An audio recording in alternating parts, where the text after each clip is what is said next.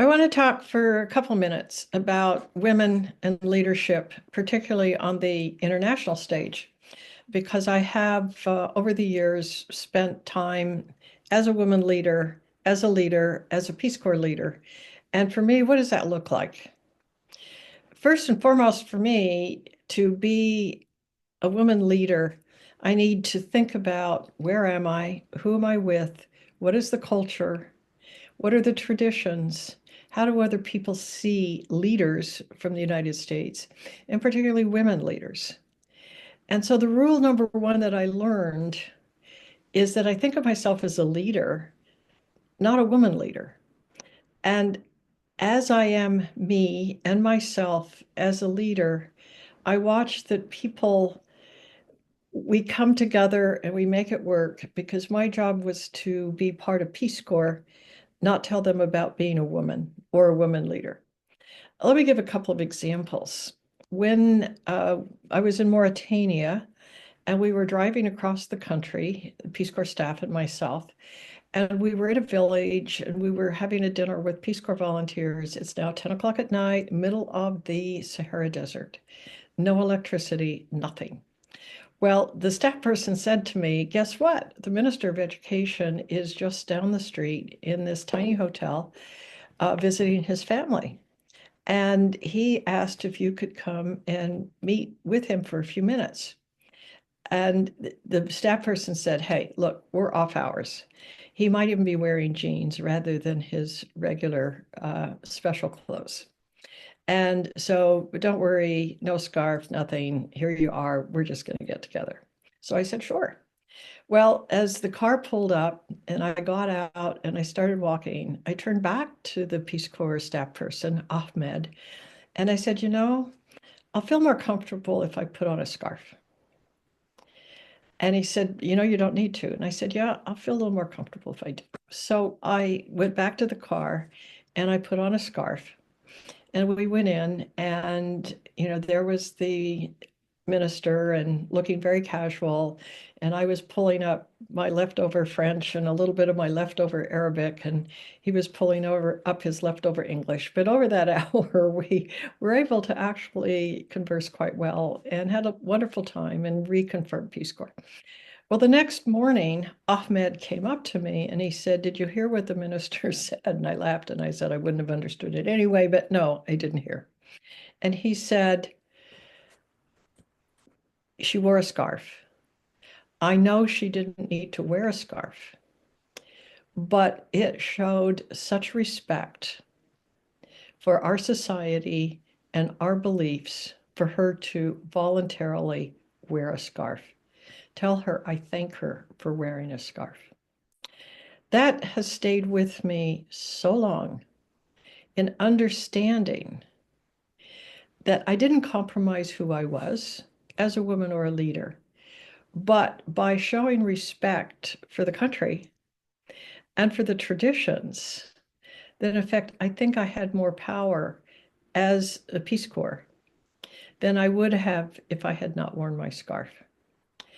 And it was a lesson I have carried with me.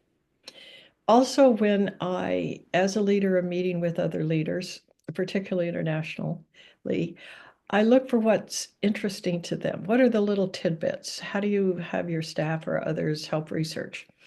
And so when I was meeting with the president of Albania, I found out that he was an artist and actually quite a good artist. And so as we were climbing up the stairs to go into his office, there was this large painting.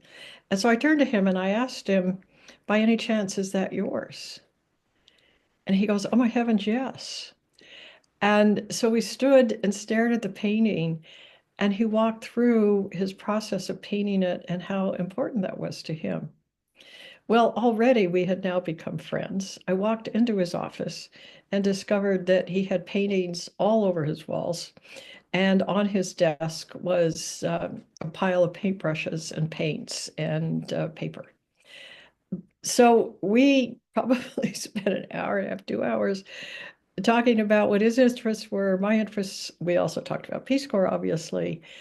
But by my having done that piece of research, I was able to be with him in a way that normally when a visiting leader comes, you don't even think about it.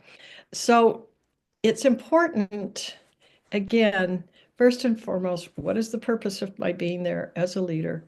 Who am I representing? What organization am I representing? That comes first.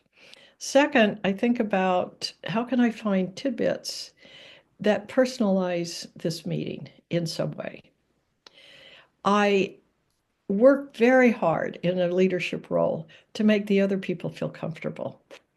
And again, if it means I'm going to walk a little bit behind, that's fine. If I'm going to sit in a particular chair that works to their advantage, that's fine. Because I find by building that comfort between the two of us, even with all our differences, that I have created space for them to get comfortable and for me to be comfortable, and we accomplish but what we need to accomplish in those meetings. And so if there's any advice or any comments I think about, always think as a woman leader, what is the purpose of the meeting? And being a woman is secondary to whatever the purpose of the meeting is, and what are the best ways through comfort and conversation that gets that done.